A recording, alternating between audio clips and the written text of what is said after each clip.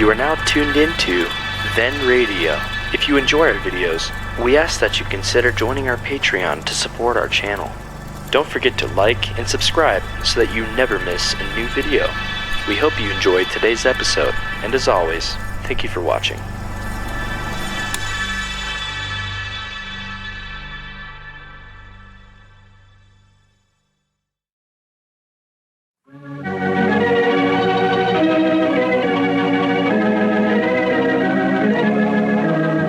In 1945, I considered myself a very lucky man because I was the announcer on the New Adventures of Sherlock Holmes. My name is Harry Bartell. Won't you join me now as I reminisce about those wonderful days of dramatic radio?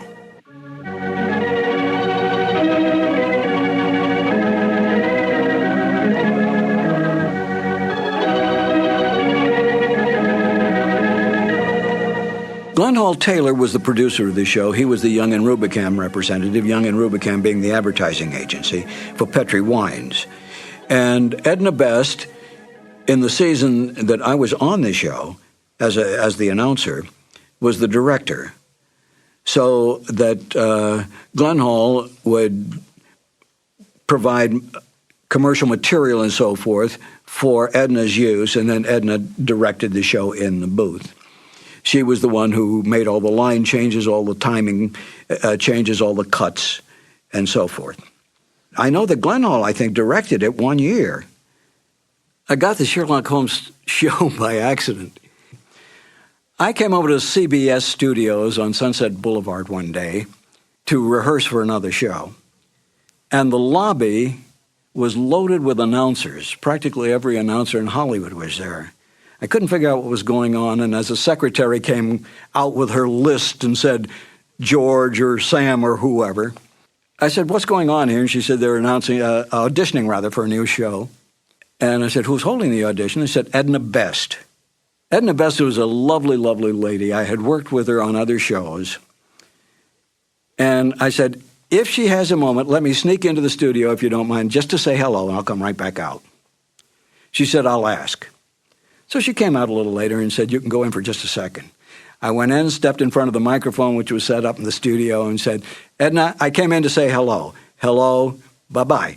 And I started to leave. And she said, aren't you going to read? And I said, well, no, I hadn't planned to read. She said, well, as long as you're here, read anyway. So she gave me the copy that they were auditioning. And I said, thank you very much. It's been a pleasure to see you again. And I left, never dreaming that I would ever get it.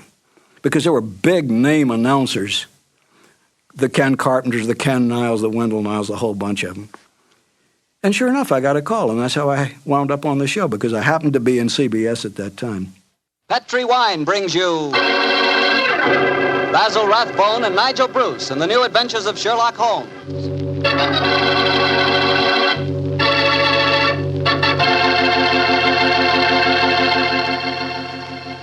The Petri family, the family that took time to bring you good wine, invites you to listen to Dr. Watson tell us another exciting story about his good friend, that master detective, Sherlock Holmes. And I'd like to tell you something that maybe you already know. The fact that America's favorite wine is port wine. Did you know that? Well, if you didn't, you'll know why port is the way out front favorite if you'll just sample some Petri California port. You just look at that Petri port and you know it's good. That wonderful, deep, rich red color. And Petri port is so clear. Well, just hold it to the light and you can sort of see right through the glass. But what you really want to know about a wine is how does it taste? And I'll tell you something, I've never yet been able to find the adjective that'll do Petri port justice. It's wonderful, honest. You just got to taste it for yourself and find out for yourself. You love that Petri port in the evening after dinner when you're sitting around listening to the radio. And it's perfect to serve your friends when they come over. Oh, and you can show that Petri label, too. In fact, you can show it proudly. Because the name Petri is the proudest name in the history of American wines.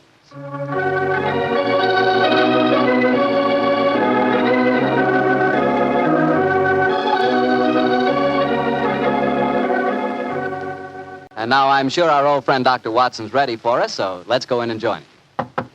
Come in. Good evening, Mr. Bartell. Good evening, Doctor. Well, the puppies seem very happy tonight. Yeah, tonight, yes, but you should have seen them this afternoon. I doubt if there were two more frightened little dogs in the whole of California. Come on, Winnie, now you control yourself. What happened, Doctor? Well, I took them for a walk on the beach. As we were scrambling round a rocky point, a seal popped his head up in the water quite close to us. What'd the puppies do? Oh, both of them barked at it furiously. And the seal? Blew a few bubbles and then barked right back. I don't know what the world's speed record is for short-legged dogs, but I'm sure they broke it. You know, Doctor, I'll have to join you on one of those afternoon strolls of yours. You always seem to be having such exciting adventures.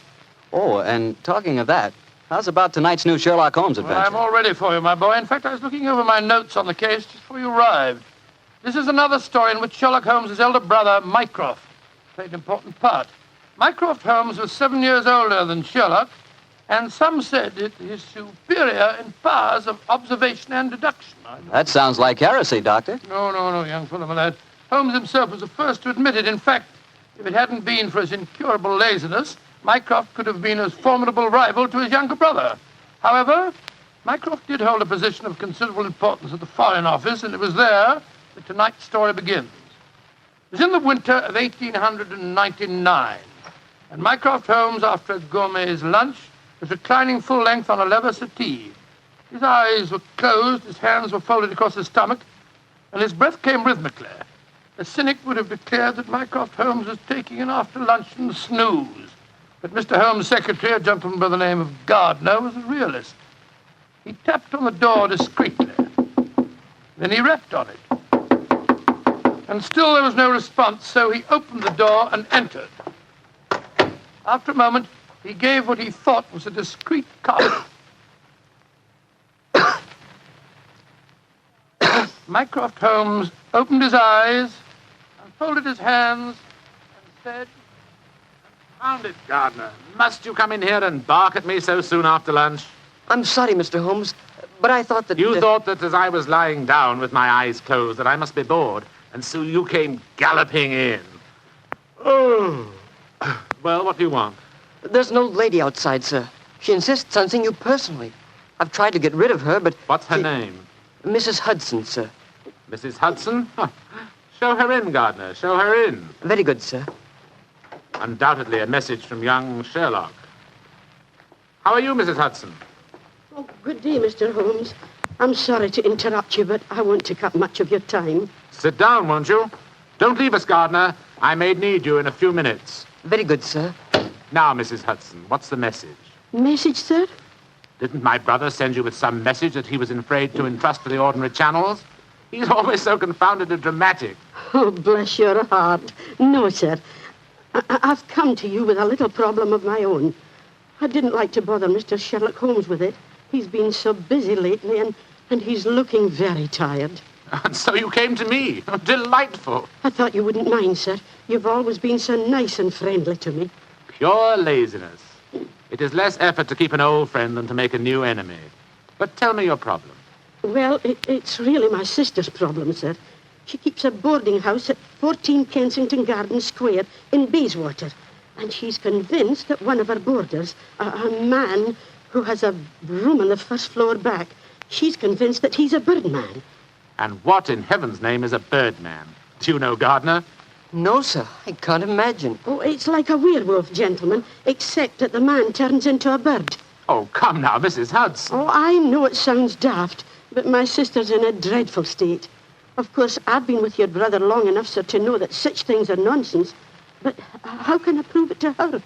What reason does your sister give for holding a strange belief? She keeps finding pigeon feathers in the room. Now, the man doesn't keep pigeons, sir. My sister knows that for a fact. Has she found any traces of scattered food on the window ledge? None, sir. No signs of any pigeons, except the feathers. My sister's a wee bit fey, Mr. Holmes. She's the seventh daughter of a seventh daughter, and you know what that means. Just the same, she's not imagining things, sir. She's shown me the feathers herself. Where were they, Mrs. Hudson? Somewhere on the floor by the end of the bedstead, sir. I brought some along with me. Here, sir. And we found some more in the gentleman's cupboard where he keeps his clothes. By George, I wonder What if... is it, sir? I'll tell you in a moment, Gardner. Mrs. Hudson, this matter will require a little private investigation. You may return to your sister and tell her not to worry. I shall get in touch with you as soon as my inquiries are completed. Good day to you. Good day, sir, and I'm very much obliged to you. Well, Gardner, what do you make of it? An old wives' tale, sir. You're not treating it seriously, are you? Yes, I am. One of these feathers shows evidence of having had string tightened round it. That suggests a captive bird. Now, a captive bird smuggled into an obscure boarding house would point to something of the greatest importance to us, Gardner. By George, sir. You mean carrier pigeons? Exactly. And remember that we're at war and that the Boers have obtained several important and highly confidential secrets of ours lately. We know there's a leak somewhere. This requires an active investigator who can work with discretion. Now, I could work with discretion, but I don't feel too active at the moment. Ah, I have it. I want you to write this letter to my brother. Disguise your hand, use plain, cheap notepaper, and don't sign the letter. He won't be able to resist that combination. Are you ready, Gardner? Yes, sir. Very well, then. My dear Mr. Sherlock Holmes, we know of your proposed investigation of the tenant in the first floor back at 14 Kensington Gardens Square. We warn you, as you value your life, keep away from the case.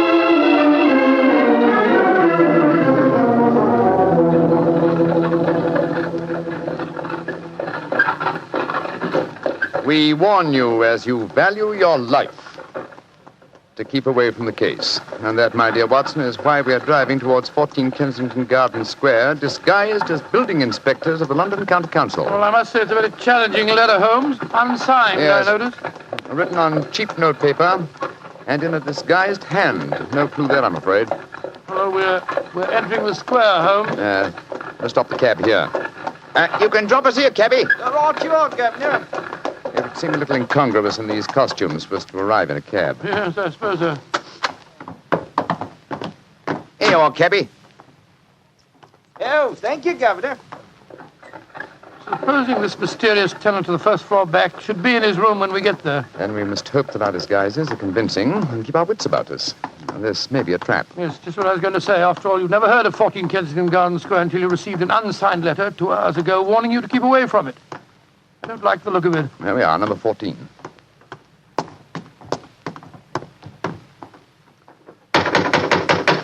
I suggest that you let me do most of the talking. Good Lord, yes. My Cockney accent doesn't compare with yours.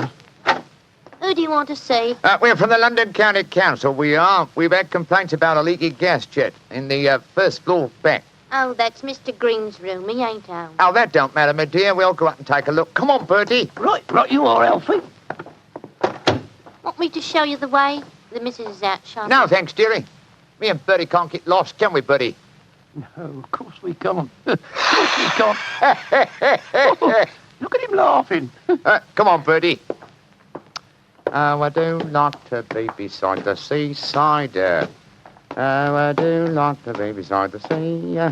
Tiddly-um-pa-pum-pa-pum, tiddly-um-pa-pum-pa-pum. Nice house, Bertie, ain't it? Yes, Alf. Nice as can be, this house. Oh, I do like to be beside the seaside. I do like to be beside us. There we are. First full back. Better make sure the bloke ain't home. Oh, I do like to be beside No, he ain't us. home, Alfie. Oh? No, well, all right, let's go in.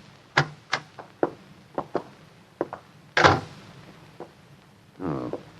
So this is the mysterious room, eh? Oh, it looks perfectly ordinary, doesn't it? Yes, a depressing example of the squalor of boarding house life. Hello. What's this on the bedspread? Feathers. Must have come out of the pillow. No.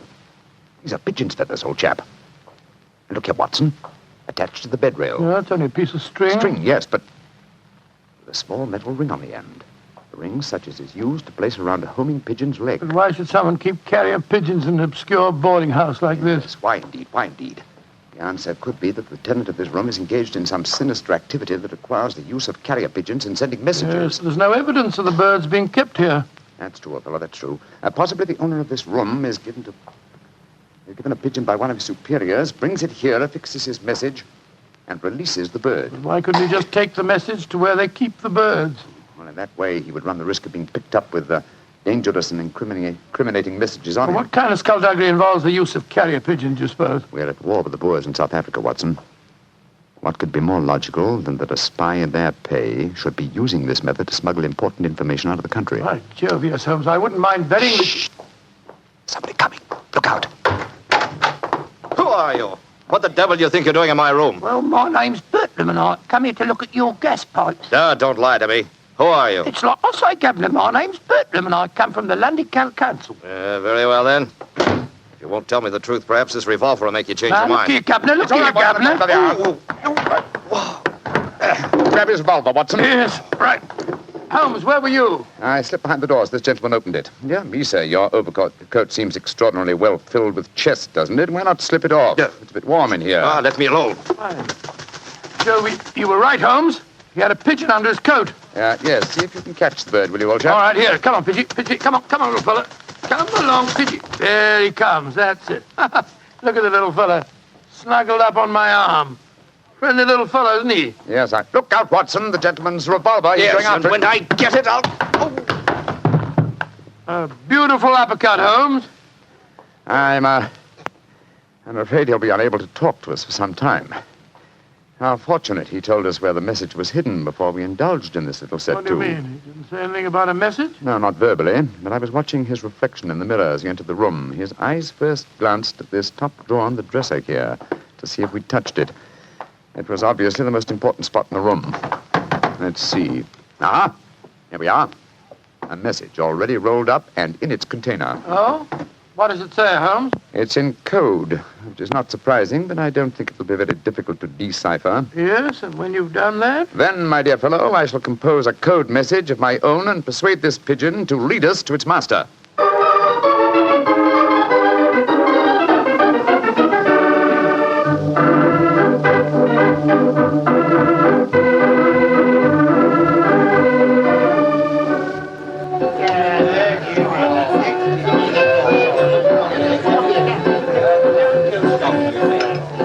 I can see from your puzzled expression, Watson, that you're wondering why I brought you to Dexter's Music Hall in the Edgware Road. Well, I must confess I'm a little confused, Holmes. First of all, we go to Baker Street and you spend hours poring over some obscure book. Then you write out a message, attach it to a pigeon, and let it loose. Now you bring me here. I hate to question you when you're working, but I should be glad if you'd give me some idea of what's going on. Of course, old chap. At times I must seem confoundedly mysterious, I'm sure. Here's the situation. The obscure book I was studying was a table of ciphers. I was trying to decode the message we found in the room on the first floor Well, back. obviously you succeeded, or we wouldn't be here. Yes, the key word was Louis Botha, the name of the Boer leader. The message was a report on the number of troops now in training at Aldershot. Then you were right. We're mixed up with a ring of enemy agents. Obviously, old chap. So I kept the original message and composed another using the same code and dispatched it by carrier pigeon. Well, what did you say in your message? Meet me tonight, 8 o'clock, table number 3 at Dexter's Music Hall. What made you choose this place as a rendezvous? Well, I happen to know that it's a common meeting place for underworld characters.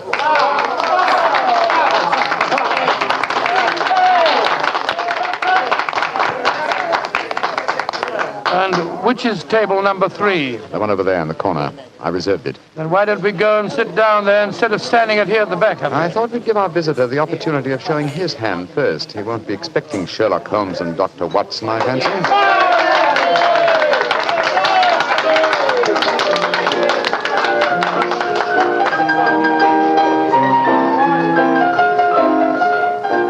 Good Lord, look at this woman coming on to sing. Do you ever see so many fellas? I'm not allowed to have a beau except upon the sly. So yesterday he came and took me walking through the night. Holmes, look. A man just sitting down at table number 3. What's with it? Look. It's Sid Trimble. Sid Trimble, who's he? A dangerous criminal who once worked for the Moriarty gang. We've caught a prize pigeon, Watson. Better have your revolver handy, old chap. Undoubtedly, he'll recognize us. Right you are, Holmes. Come on, then. Cows are in the clover, they've trampled it since morn. Go and drive them, Maggie, to the old... I'm so glad you're able to keep your appointment, sir. Sherlock Holmes. This is a trap. Now, don't try any tricks. I've got a revolver here, Sid. How'd you like this table in your faces? Watson, you didn't shoot him, did you? No, he knocked my hand. The revolver went off. The shot went wild. I swear it did. Yes, of course. Look at the wound. There are no powder burns. The shot was fired from some distance. Holmes, he's dead. Out of the way! Out of the way, please. Now then, what's going on here?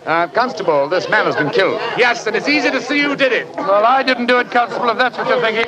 No? Then why are you standing here with a smoking revolver in your hand? Come on, you're under arrest. But you can't arrest me. I'm Dr. Watson, and this is Mr. Sherlock Holmes. I don't care if you're the King of Siam and the Bishop of London himself. You're under arrest, and I'm taking you both to Scotland Yard.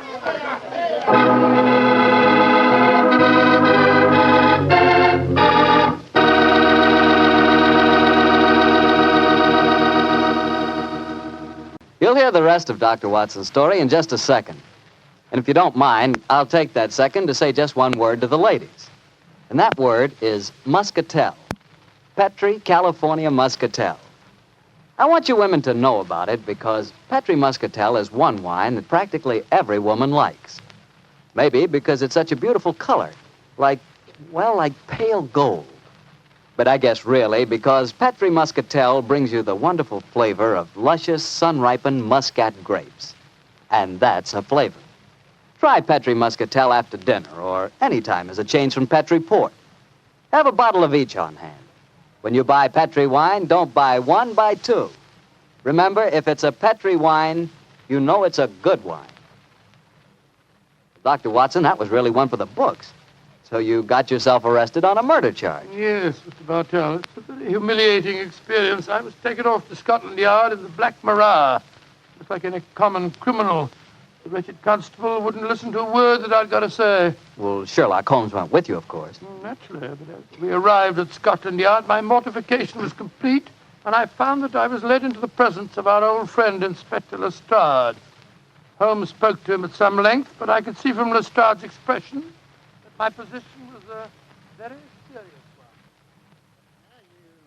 Now can see what it is, Mr. Holmes.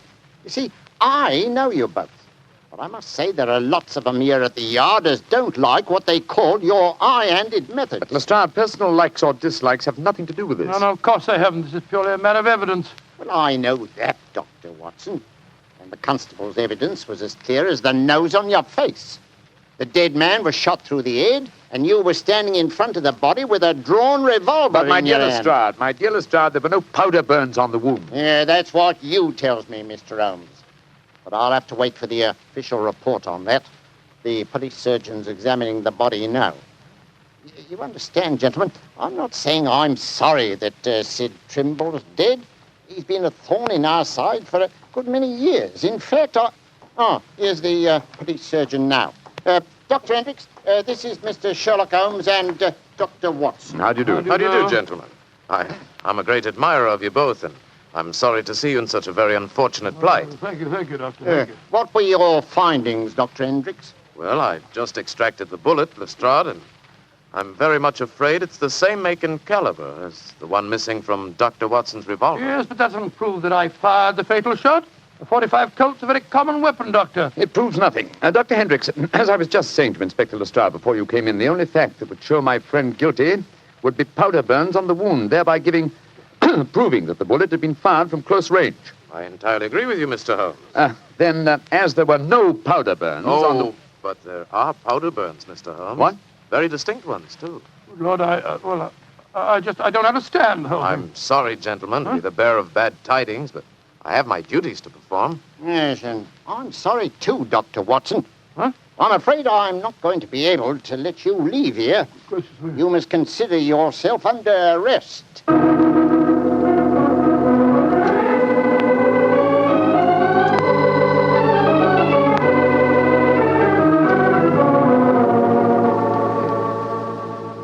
Holmes, I never felt more despondent in my life. Oh, cheer up, old chap. Well, how can I? Locked up in a prisoner's cell. Looks as if I might end up at the gallows. Don't worry, Watson. You'll be out of here before the night is over, I promise you that. I wish I felt as confident as you do. How do you propose to do it? Oh, with the aid of a little hard thinking. Thinking? That won't unlock any cell doors, thinking. But it will, old fellow. It's obvious someone's deliberately trying to incriminate us. Let's try and reconstruct the killing logically. Sid Trimble was a member of an espionage ring. I sent him a false message. After he'd left to keep the appointment, one of his colleagues trailed him to the music hall and killed him before he could betray anything to us. Yes, that's undoubtedly the way it happened. The powder burns, Holmes. How do you account for them? There were none just after the shot was fired. We know that. And yet Dr. Hendricks assures us that there are very distinct powder burns now. May we come in, gentlemen? Yes, yes, of course you can, Dr. Hendricks. Oh, hello, Lestrade. Yes, I thought we'd come and chat with you, Doctor. Well, that's very nice of you, gentlemen. Yeah, not a bit of it, Doctor.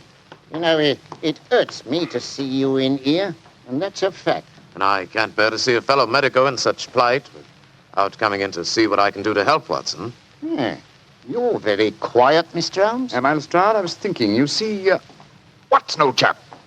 I have it. You have what? The answer. You'll sleep in Baker Street tonight after all. Mr. Holmes, what are you talking The about? murder of Sid Trumbull. The incriminating powder burns were obviously faked. Watson and I know that, whether you and Dr. Hendricks believe it or not. The question is, how were they faked? I think I have the answer. Dr. Hendricks. Yes, Mr. Holmes? If a blank cartridge were fired at the wound after death, it would produce powder burns, wouldn't it? Undoubtedly. Yeah, but who could have done that, Mr. Holmes? Ah, that's the point, Lestrade. Who had the opportunity? The constable who brought the body here. True, old chap. Huh? Also, you, Dr. Hendricks. That's perfectly true. Yeah, well, I had the opportunity too, Mr. Holmes. I spent half an hour in the morgue alone with the body when it first come in. Well, you've narrowed it down to 3 suspects, Holmes. I hope I don't hang before you find the real killer. I found him, Watson. Why, What? who is he, Found Mr. him? Holmes? The answer is simple, Lestrade. The powder burns were certainly faked by a blank cartridge.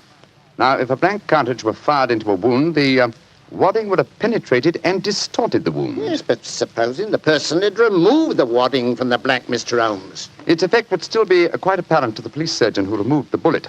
Am I correct, Dr. Hendricks? Entirely. A surgeon could not fail to identify the marks, Mr. Holmes. Exactly. Therefore, only one person could have fired that blank cartridge without detection. The same person who made the incision necessary to remove the cartridge would also remove all traces of the shot. You yourself, Dr. Hendricks. Jim Holmes, I believe you're right. That's an ingenious theory, Holmes. Surely you're joking. Am I? Then how do you account for the pigeon fellow's feathers on the collar of your coat? I'm not... The devil with you, Holmes! Here, come back here. Doctor, constable, don't let Dr. Hendricks get away. Great Scott. Scotland Yard itself harboring an enemy agent. Upon my soul, Holmes, you've done it again. I must say you've got sharp eyes.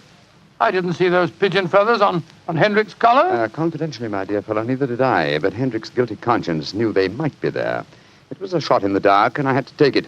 If you'd spent the night in a prison cell, I should never have heard the end of it, I'm sure. Never.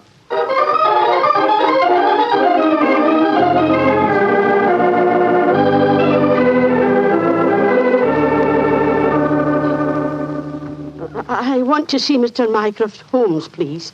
Follow me, Mrs. Hudson. He's expecting you. Aye, sir. Ah, there you are, Mrs. Hudson. Come and sit down. Oh, thank you, sir. I got your message and came over right away. In the first place, Mrs. Hudson, you may tell your sister that she needn't worry any more. I'm sure she'll find no more pigeon feathers in her room on the first floor back. No, sir, thank you. But she knows the fact, because the birdman left her yesterday for good. Some strange men came and took him away, and today she's let the room to a nice young commercial traveller. I'm really sorry to have bothered you with her trouble, sir. I'm very glad you did, Mrs. Hudson.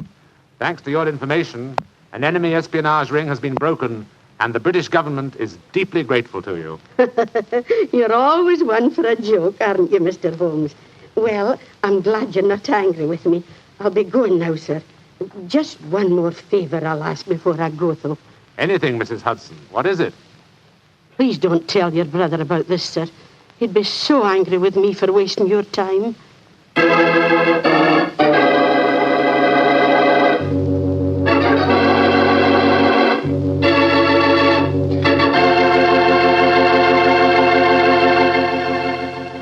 Well, Doctor, that was really a swell story tonight.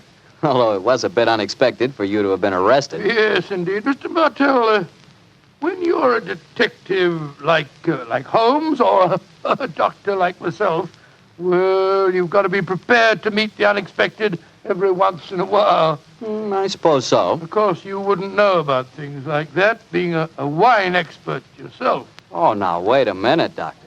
From the way you talk, you'd think I spent every waking moment in a nice, cool wine cellar, tasting wine from morning till night. Well, don't you? Oh, now, Doctor, I'm no more a wine expert than you are. All I know about wine is that it either tastes good or it doesn't. And I know that Petri wine does taste good. And that's because the Petri family took time to make good wine.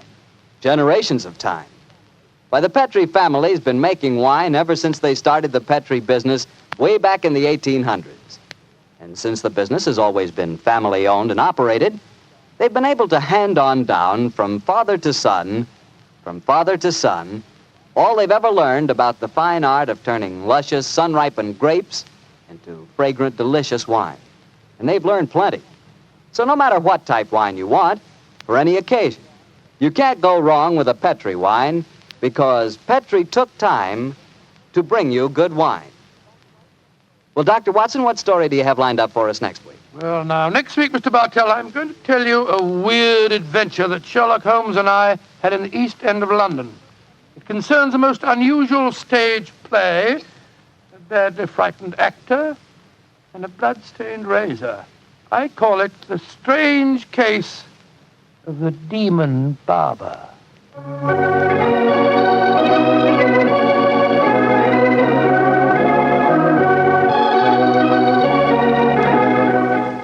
Tonight's Sherlock Holmes adventure was written by Dennis Green and Anthony Boucher and was suggested by an incident in the Sir Arthur Conan Doyle story, The Greek Interpreter. Music is by Dean Fossler. Mr. Rathbone appears through the courtesy of Metro-Goldwyn-Mayer, and Mr. Bruce through the courtesy of Universal Pictures, where they are now starring in the Sherlock Holmes series.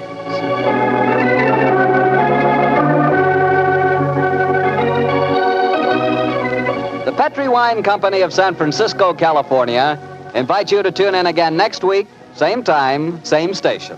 Sherlock Holmes comes to you from our Hollywood studios. This is Harry Bartell saying goodnight for the Petri family. For a solid hour of exciting mystery dramas, listen every Monday on most of these same stations at 8 o'clock to Michael Shayne, followed immediately by Sherlock Holmes.